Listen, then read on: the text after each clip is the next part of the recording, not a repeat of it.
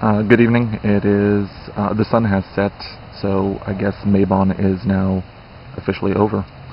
And it was nice that it came on a weekend. Could stay up on late on a Saturday night, not have to worry about the work week, unless you work on weekends. So I hope everybody enjoyed their Sabbath. It was pretty peaceful for me, and it's definitely not as hot as it has been. So I feel like we're finally entering the dark half of the year, which is what I wanted to talk about here. Sorry. You'll see 8 candles in front of you here. These 4 you will easily recognize as sorry, the classic Golden Dawn quarter candles. Here I have essentially their counterparts for the dark half of the year. When the energies get mellow, and much like coals need to be banked down in a fireplace, you're dealing with different energies. I work with the elements a lot, and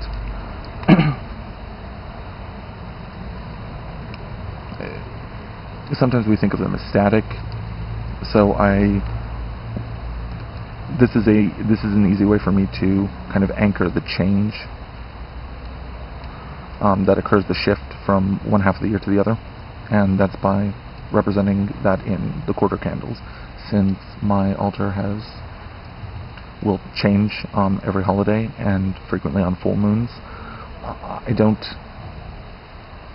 I'm seeing a constant seasonal change, but from one half of the year to the other, this is the way that I represent that. And I know a lot of people do the same thing I do, where it's their altar is changing all the time, or they have an altar that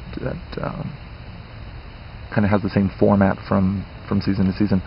So you may want to represent that shift just using the quarter candles. It's probably the easiest and least obtrusive approach to showing that shift.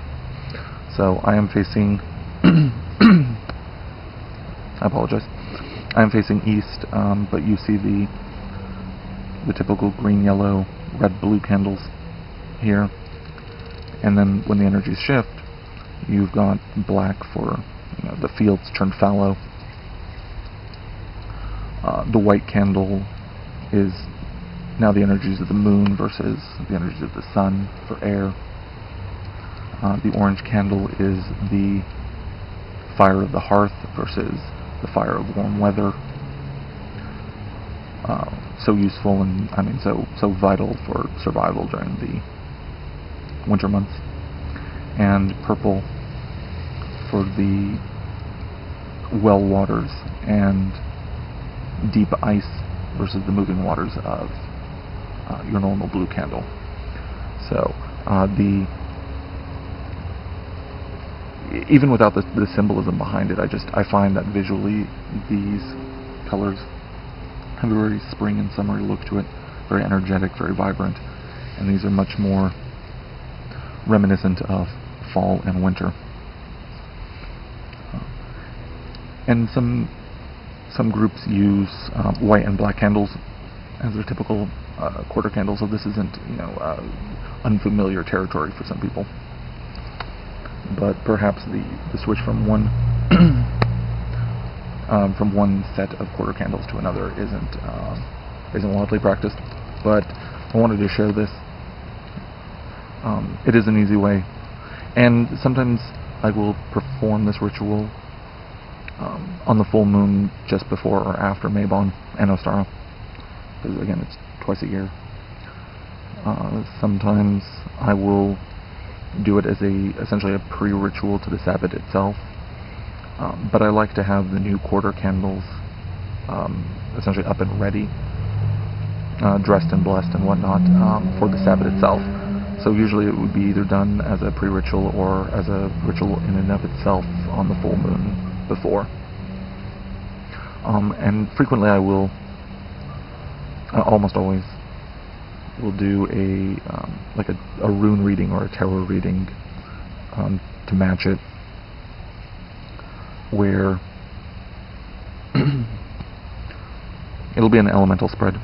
So you'll have your signifier card and the card overlying that showing, you know, the energy that you're going to have to work on, and then 4 elemental cards surrounding the signifier. And you know, you meditate on that to figure out the type of challenges to the energies that you'll be experiencing, both, you know, spiritually and emotionally and physically during the next 6 months. But of course, you're going to have to choose your own colors if you want to go this route. Figure out your own symbolism behind it. I don't really want to get into that here because everybody looks at and defines colors in their own way. But yeah, I did want to share this. It is an easy way to kind of anchor your circle in relation to the time of year. And the sun has in fact set behind me. So Mabon is now officially over. I hope everybody had a good time, and I wish you all a good time. Cheers.